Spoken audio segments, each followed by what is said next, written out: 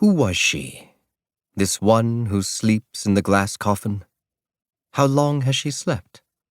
She is beautiful, so beautiful.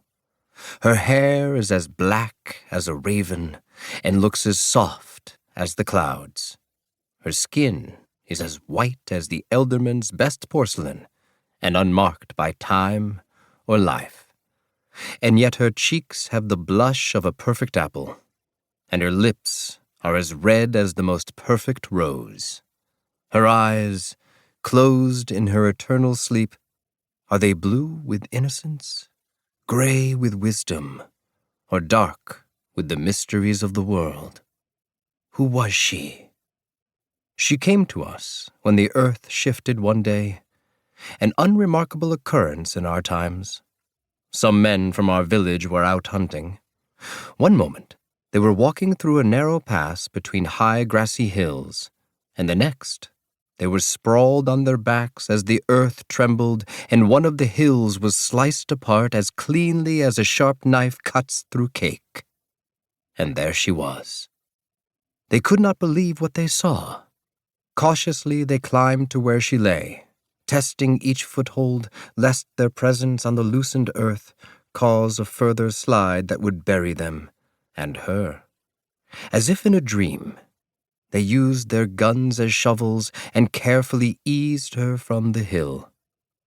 When they returned to our village, they came not with the meat needed to fill hungry bellies, but with her. Sweating and struggling, they carried her back, fearing all the time that the smallest pebble, the merest twig, would cause one of them to stumble and overbalance the load, which would surely have ended in her destruction. The elderman ordered them to carry her into his house to protect her from the elements, particularly the harsh, hazy sun, and everyone crowded in to look at her. Even those who had never been permitted to cross his threshold before forgot propriety as elbow jostled rib and feet were trod on in the effort to get a better look.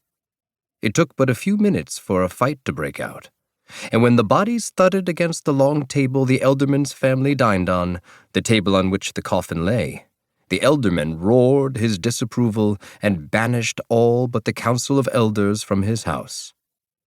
Even after the door had been closed and barred and all the windows curtained, still the villagers had stood outside, whispering among themselves and wondering. She is not like us, and yet she is. She is what we once were, before that terrible thing happened that is only called the Great Foolishness. A stupid name for that horror in the past that gnarled and bent us so, and yet miraculously left so much untouched.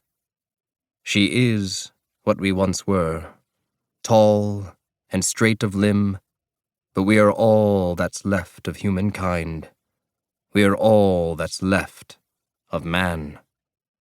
We have a library in our village, a rare thing for so small a place. Books are precious. It is a week's travel to a city where they can be bought, and they are dearly priced. Still, we have a collection, a sign of communal affluence.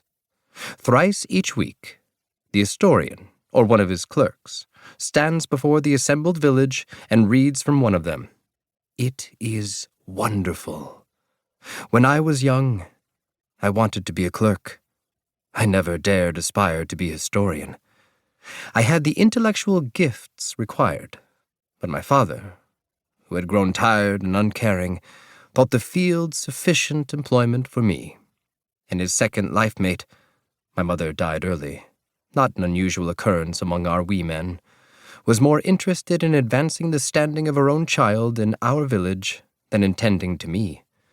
But he is already gone, and I am here, sitting through the night hours, keeping the lady company. But I ramble. 'Tis a sign of age. The elderman tired of having the village underfoot whenever he tried to leave his house. He tired of faces trying to peer into his windows, so he ordered a viewing hall to be built where all could come and see the lady.